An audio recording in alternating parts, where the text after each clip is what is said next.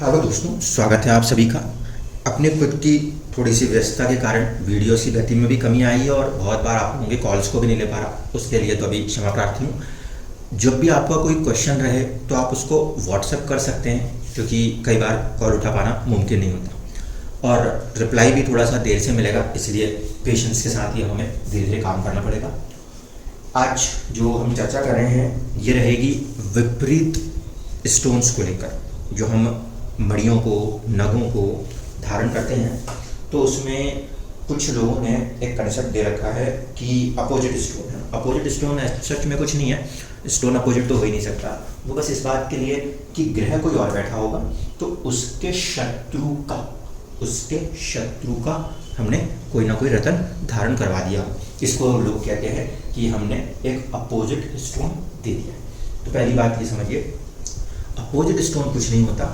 Stone तो stone है, रतन तो रतन है।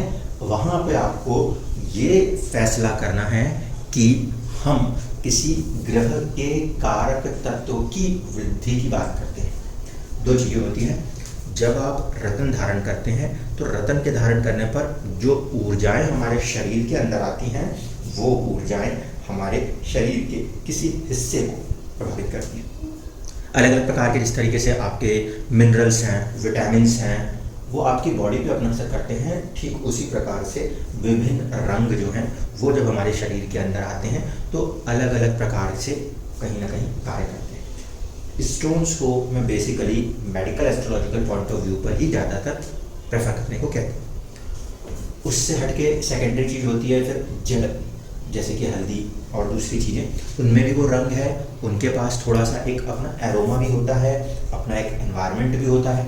अब ये बात तो किसी से छुपी नहीं है कि अगर आपने कहीं पे हल्दी लगाई है, हल्दी रखी है, तो वो वाला एरिया जो है वो अपने आप में एक प्रकार से क्लीन हो जाता है, एंटीसेप्टिक का काम करती है। तो प्रूवन फैक्ट है। इसका मतलब उसके अंदर किसी प्रकार के गंध हैं या जो भी केमिकल्स उसके अंदर होते हैं वो अपने एनवायरनमेंट में असर करते हैं। इसी प्रकार से स्टोन्स यूज़ करते हैं।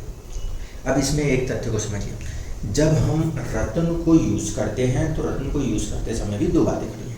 पहली चीज़ होती है कि जिस भी वो ग्रह का रत्न होगा उस पर्टिकुलर ऊर्जा के हमारे पास आने के कारण उसके कारक तत्वों में भी प्रभाव झलकता हुआ नजर आएगा।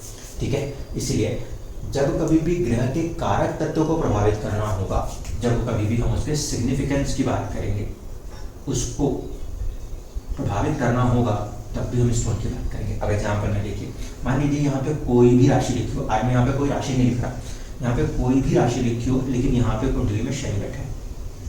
अगर कुंडली में 9वें भाव में शनि बैठा है तो साधारण रूप से आप सिर्फ भाव और ग्रह के कारक तत्वों को साथ में रखते हुए बात करते हुए देखेंगे कि कैसा है। तो शनि किसका कारक तत्व रखता है? रोग का, दुख का, तकलीफ का, परेशानी का। भूल जाते हैं कि उस कुंडली के अंदर वो योग कारक है कि योग नाशक है। ठीक है, यहाँ पर जब हमने इसकी प्लेसमेंट करी और हमें कुछ भी नहीं पता XYZ कौन सी राशि कहाँ पे क्या स्वामी तो कुछ नहीं पता, तो हम ये कहेंगे दुख दर्शाने वाला ग्रह जो है वो व्यक्ति के भाग्य में बैठा है।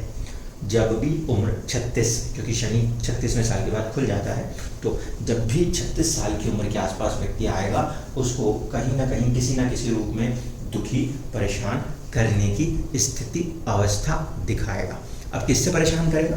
तो परेशान करने के लिए हम बात करेंगे, यहाँ से बैठा है, तीसरी दृष्टि है तो आमदनी या दोस्तों से कर देगा। फिर 7वीं दृष्टि तीसरे भाव से दे रहा है तो आस पड़ोस के जो आपके नेबर्स हैं, छोटे भाई बहन हैं, उनसे भी हो सकता है, या फिर पराक्रम की बहुत ज़्यादा पराकाष्ठा मांगेगा। फिर यहाँ पे बैठा होगा शनि 10वीं दृष्टि में, किसको देख रहा होगा? 6ठे भाव को देख रहा होगा। तो रोग, कर्ज के माध्यमों से भी परेशान कर सकता है।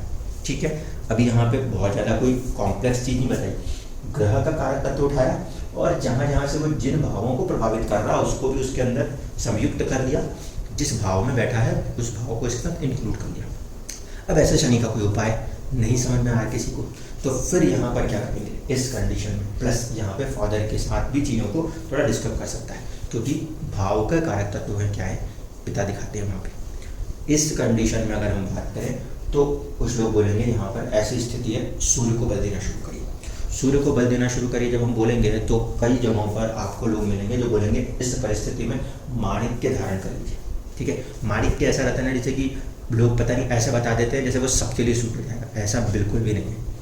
ठीक है, मोती और पन्ना तो फिर भी समझ में आता है, लेकिन सूर्य भी एक प्रकार से कठोर ग्रह है, इसलिए सबको वो सूट करे ऐसा नहीं है, पहली बात ध्यान रखें। अब देखिए यहाँ पर जब शनि बैठा होता है तो हम सूर्य के बल देने की जब बात करते हैं तो हम किसको अहमियत दे रहे हैं, इसको समझिएगा। इस 9वें भाव में पिता का जो कारक तत्व है, उस पिता के कारक ग्रह के रूप में हम सूर्य को लेते हैं, नंबर 1। भाग्य के अंदर दूसरी बात, सूर्य का संबंध इसके कारक तत्व में जोड़ना, एक तो पिता से है और दूसरा आपके मान सम्मान से भी है, क्योंकि सूर्य मान सम्मान का भी कारक होता है। ऐसे स्थिति में अगर हम यहाँ पे तो शनि की शांति के लिए बेसिकली नीलम की बात होनी चाहिए, लेकिन ऐसा नहीं है, भाव पीड़ित हो गया है, भाव में फिर ये देखें उसका शत्रु कौन है, किसको ज़्यादा प्रभाव मिलेगा, कौन ज़्यादा पीड़ित होगा, उसको बल देना शुरू कर दें।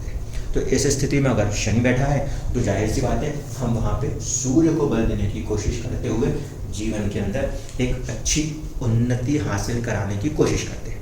लेकिन ध्यान रखिएगा, सूर्य को बल दे रहे हैं तो वही वाली मेरी बात जिस पे मैंने शुरू करा कि ग्रह को बल देंगे तो कारक तत्व को बल मिलेगा, लेकिन जिस भाव का स्वामी है उस भाव को भी बल मिल जाएगा। मान लीजिए यहाँ पे 5 नंबर की राशि यहाँ लिख जाए और यहाँ लिख जाए 6 नंबर की राशि, 10 नंबर से उदित होने वाला नगर मिल जाएगा। इस स्थिति में अगर हमने सूर्य को बल देने की कोशिश करें, रतन पहनाया माणिक्य का, तो जीवन के अंदर एकांतवास की वृद्धि होने की भी संभावनाएं हैं। लॉन्गेविटी बढ़ने की संभावनाएं तो पॉजिटिव कहलाएंगी, लेकिन अष्टम है एकांतवास, इसके भी बढ़ने की संभावना है। हम टारगेट किसे कर रहे हैं, हम टारगेट कर रहे हैं इसे कमज़ोर करने के लिए, लेकिन इसे कमज़ोर करने की जब आप कोशिश करते हो इस परिस्थिति में तो आपको बहुत ज़्यादा संभल के आगे बढ़ना पड़ता है। ठीक है, हर ग्रह कहीं ना कहीं किसी न किसी भाव में कारक रूप दिखाता है, चाहे मंगल हो, चाहे शनि हो, चाहे आपका सूर्य हो, चंद्रमा, बुध, शुक्र, सब है। लेकिन जब उसके प्रभाव की बात होगी तो ये नहीं भूला जा सकता कि उस लगन कुंडली में उसको एक फंक्शनल नेचर दिया गया है, और फंक्शनल नेचर बहुत इम्पॉर्टेंट है। ठीक है, ग्रह जब भी अपनी दशाएं अंतरदशाओं में आ जाएगा वो ये ध्यान रखेगा कि मेरे पास स्वामित्व कहाँ का है, और वो अपने उसी स्वामित्व के दम पर अपने ज़्यादातर कार्यों को करता नजर आएगा। इस कारण से विपरीत रत्नों में, अपोजिट स्टोनों में कहने के लिए अच्छी बात है। यूट्यूब पे कुछ नया एक कंसेप्ट छोड़ने की बात बहुत अच्छी है, ताकि लोग आकर्षित हो जाए कि वाह क्या बात करी, लेकिन आंख बंद करके ऐसे किसी भी उपाय की तरफ मत बढ़िए। स्टोन्स को लेकर तो मैंने पहले भी रेकमेंड में यही कहा है, हम उसको मेडिसिनल पॉइंट पे ज़्यादातर यूज़ करें। आप अपने आप को मेंटली जितना स्ट्रॉन्ग रख सकते हैं वो ज़्यादा इंपॉर्टेंट है। अगर रत्न पहनने से ज़िंदगी में सब कुछ अच्छा होता तो इस देश में जितने बड़े बड़े उद्योगपति और जितने बड़े बड़े राजनेता हैं वो हमेशा स्टोन पहन के क्यों नहीं जीतते। राहुल गांधी भी पहन रहे हैं और वहीं पे मोदी जी को भी पहना दीजिए, दोनों जीत जाएंगे। ऐसा नहीं हो सकता। ठीक है, कुछ चीज़ें आपके कर्मों के साथ चल रही हैं, उस कर्म से ज़्यादा भी नहीं मिल सकता, उस कर्म से कम भी नहीं मिलेगा, इसको पहले मान के चलिए। हमें सिर्फ और सिर्फ इन बाकी चीज़ों की आवश्यकता तब ज़्यादा है जब हमको ये लगता है कि हमारे शरीर में ऊर्जाओं की कुछ कमी पड़ रही है। ठीक है, उस चीज़ को ध्यान में रखते हुए अब मान लीजिए इसी केस में यहाँ पर शनि की जगह राहु बैठा हो, तो राहु 9th हाउस में बैठ जाए तो अब ये भाव का दूसरा कारक ग्रह कौन है, गुरु है। राहु की मौजूदगी यहाँ आ जाए तो भी, मान लीजिए राहु की मौजूदगी यहाँ आ जाए तो भी, इन दोनों ही केसेस के अंदर हम जुपिटर को अगर स्ट्रेंथन कर रहे हैं तो फिर कहीं ना कहीं हम थोड़ा सा भाग्य को बल देने की कोशिश करते नजर आते हैं। इसी तरीके से 2nd हाउस में राहु बैठा है और हमने अगर गुरु को वहाँ बल दिया, यानी कि पुखराज स्टोन को यूज़ करने की बात सोची है, तो वो हो क्या रहा है, कुंडली में गुरु को बल दे रहा है और इन दो भावों में जो एक तत्व है गुरु का उसको बढ़ा रहा है। 2nd हाउस में अगर पुखराज यूज़ करा दिया तो लोगों के साथ कनेक्टिविटी बढ़ने की संभावना बनेगी, क्योंकि वो वैभव जो कि शुक्र का डोमेन है उसको नहीं दर्शा, वो लोगों के साथ जुड़ने का जो आपका परिवार है उसको दर्शा रहा है। राहु और शनि दोनों विच्छेदात्मक ग्रह हैं, दूर करने वाले सेपरेटिस्ट प्लैनेट हैं। ऐसे स्थिति में जब हम ऐसे ग्रह को जो कि नेचुरली पॉजिटिव होता है और जोड़ने वाला होता है उसके बल को बढ़ाते हैं, उस कंडीशन में वो फैमिली से क्लोज करता है। ठीक है, इसी प्रकार से जब यहाँ बैठता है तो भाग्य को सपोर्ट करने की कोशिश करता है, क्योंकि उस भाव के अंदर डिस्टर्बेंस है और हम उस भाव के कारक को बल देकर भाव को बड़ी बनाना चाहते हैं। लेकिन हर जगह उस उपाय को प्रयोग करें ये मुमकिन नहीं है। कुंडली में अगर गुरु अष्टम का, द्वादश का या छठे भाव का स्वामी हो गया और उसको बल आपने दे दिया, तो फिर ये जो बाकी के त्रिक भाव है इनको भी बल मिल जाएगा और फिर एक नई चुनौतियों का सामना व्यक्ति को करना पड़ सकता है। इसलिए ऐसे बिल्कुल आंख बंद करके नहीं कोई जंप करिए कि विपरीत परिस्थितियों के पत्थर आते हैं और उसको पहन लेने से ये हो जाएगा कि वो हो जाएगा। ऐसा कुछ नहीं है। आपका जब सही टाइम चल रहा होगा तो आपको सारे रिसोर्सेस मिलेंगे। जब आपका टाइम डिफरेंट चल रहा होगा, आप इतने भी बड़े व्यक्ति से मिल लीजिए, समय को कोई ना बदल सका था, ना कभी कोई बदल सकेगा, क्योंकि समय अपने आप में सर्वोपरि चीज़ होती है। तो वो चीज़ को ध्यान में रखते हुए आपको चलना है। आप ये सोच लोगे कि आज मैंने ये धारण किया और कल ये बदल जाए, तो ऐसा तो अपने सोच को बदल लीजिए, क्योंकि आप अपनी ज़िंदगी में अपने सोच के कारण ही उन्नति को हासिल नहीं कर पा रहे, ये मान के चलिएगा। अच्छा, आप दूसरे केसेस को देखते हैं। सपोज करिए कि यहाँ पे सूर्य की मौजूदगी आ जाती हो या यहाँ पे गुरु की मौजूदगी आती हो। इन दो ही केसेस के अंदर आप लगा के देखो तो आपको दो अलग अलग रिजल्ट मिलेंगे। सूर्य जो है वो कठोर ग्रह है, ठीक है, वो भी एक सेपरेटिस्ट नेचर का प्लेनेट है। ऐसी स्थिति में जब सूर्य की मौजूदगी 7th हाउस में आती है तो उस स्थिति में शुक्र को सपोर्ट करना आवश्यक हो जाता है। सूर्य शुक्र में शत्रुता बताई गई थी, ठीक है। इस लिहाज से अगर सूर्य की मौजूदगी 7th हाउस में देखी जाती है तो बहुत ज़्यादा आपको डिवोर्स जैसी परिस्थितियों को भी देखना पड़ जाता है। कई बार जो आपका पहला सगाई होती है उसमें ब्रेक देखने को भी मिल जाते हैं या वहाँ पर चैलेंजेस में देखने को मिलते हैं। हाँ, अगर और भी ग्रह साथ में बैठ गए तो फिर षडबल में देखेगा कि बलवान कौन है, किसकी चल रही है, उस पर ध्यान दीजिएगा। लेकिन इसी केस में अगर मैं सूर्य को हटा दूँ, अब ये सूर्य जो है ये सेपरेटिस्ट था, ये सेपरेटिस्ट नहीं है, गुरु बैठ गया, तो गुरु को आप बहुत अच्छा मानते हो, है ना, पॉजिटिव ग्रह मानते हो। लेकिन ध्यान रखिए, ये भाव जो है कालपुरुष कुंडली के लिहाज से 7 नंबर है और इसका कारक तत्व भी शुक्र के ही पास है। विवाह का कारक तत्व शुक्र के पास है। ऐसे स्थिति में कोई भी कुंडली उठा लीजिए, XYZ कोई भी कुंडली उठा लीजिए, गुरु सप्तम में बैठा हो तो आपको देखने को मिलेगा कि वैवाहिक जीवन के अंदर विलासिता की जो चीज़ें हैं, शुक्र का जो डोमेन है, उसमें थोड़ा सा अप एंड डाउन की स्थितियां महसूस होंगी। पहली कंडीशन, क्योंकि कारक तत्व वाले भाव के ऊपर भी प्रभाव पड़ रहा है तो उस दूसरे ग्रह पे प्रभाव पड़ रहा है। दूसरा, मैरिज लाइफ के अंदर ये ग्रह ब्रेक नहीं दिखाता, ये तोड़ने वाला ग्रह नहीं है, सेपरेटिस्ट नहीं है, लेकिन फिर भी किसी ना किसी बात पे व्यक्ति के ज्ञान पे चुनौती देता रहता है, व्यक्ति के ज्ञान पे चुनौती देता है, क्योंकि गुरु ज्ञान का ग्रह है। वो ज्ञान के साथ उस साझेदारी के भाव में बैठकर काम कर रहा है और उस स्थिति में शुक्र का, क्योंकि यहाँ पर भी ये शुक्र का परम शत्रु ग्रह बन जाता है, ठीक है, उस स्थिति में चुनौतियाँ उत्पन्न होने लगती है।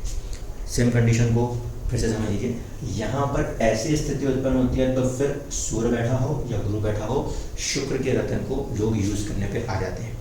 शुक्र के रत्न को यूज़ करेंगे तो शुक्र को बल मिलेगा, शुक्र को बल मिलेगा तो इसके कारक तत्व भाव के लिहाज से वो बलवानों के सॉल्यूशन दे सकता है, मैं इससे भी इनकार नहीं कर रहा। लेकिन उस स्थिति में ये ध्यान रखिएगा कि शुक्र जो है 6, 8 या 12 का स्वामी नहीं होना चाहिए।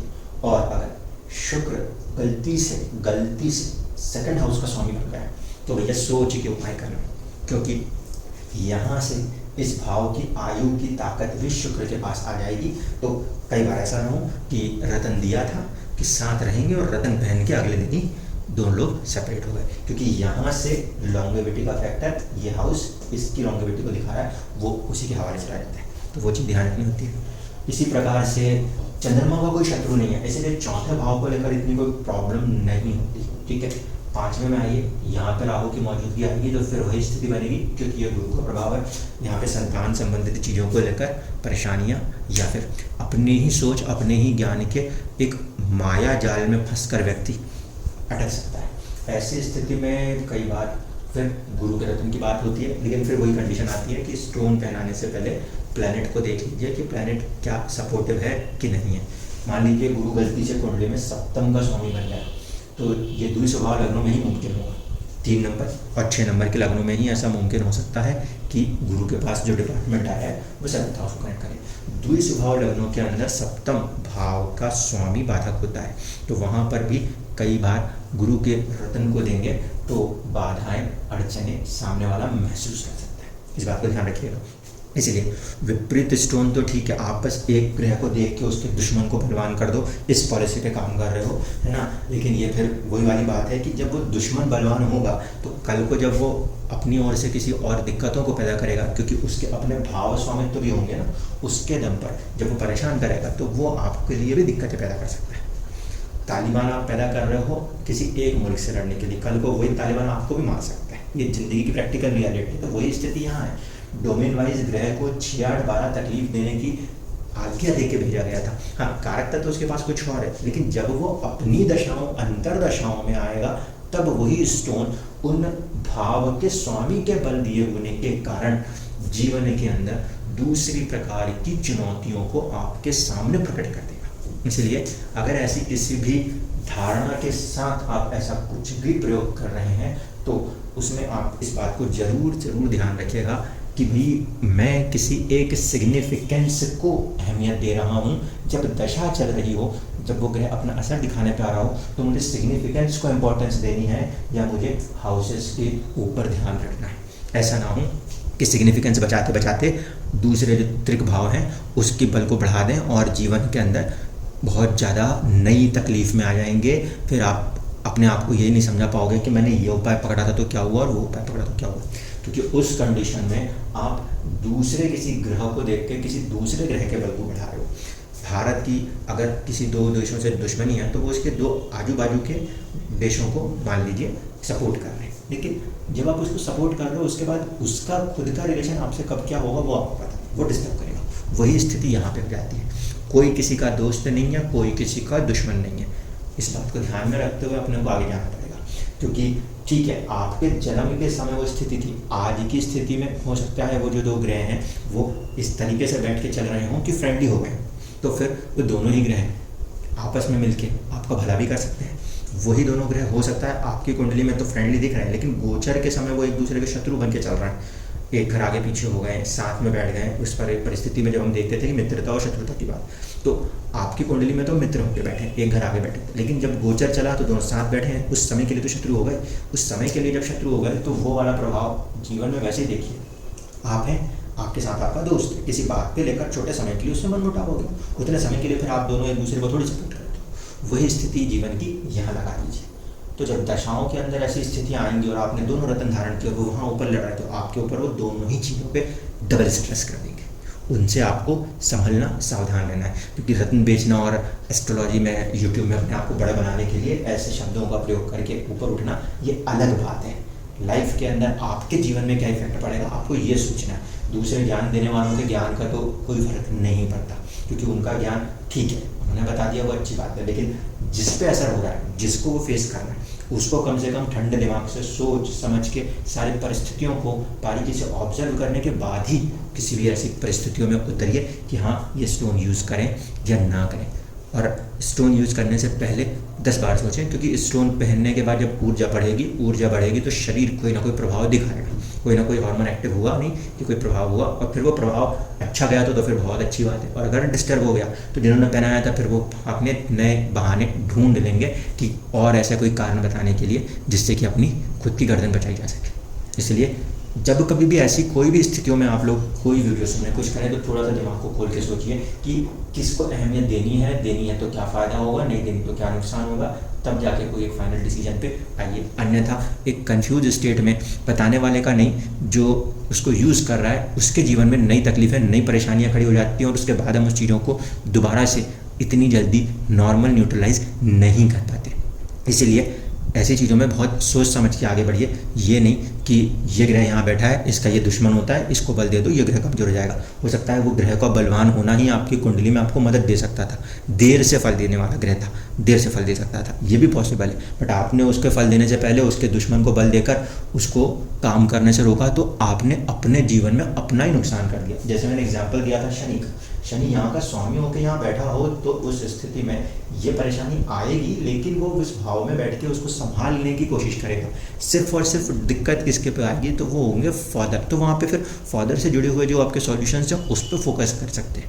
उस तरीके से आपको कहीं ना कहीं हल निकालने होते हैं। हर जगह नहीं कि वही एक उपाय लगा दिया, पता चला कि वो ग्रह गलती से गलत भाव का स्वामी था, तो जातक या जातिका के जीवन में नई चुनौतियाँ उत्पन्न हो जाएंगी, फिर उसका सॉल्यूशन निकालते बैठेंगे, वो एक अलग दिक्कत होगी। धन्यवाद।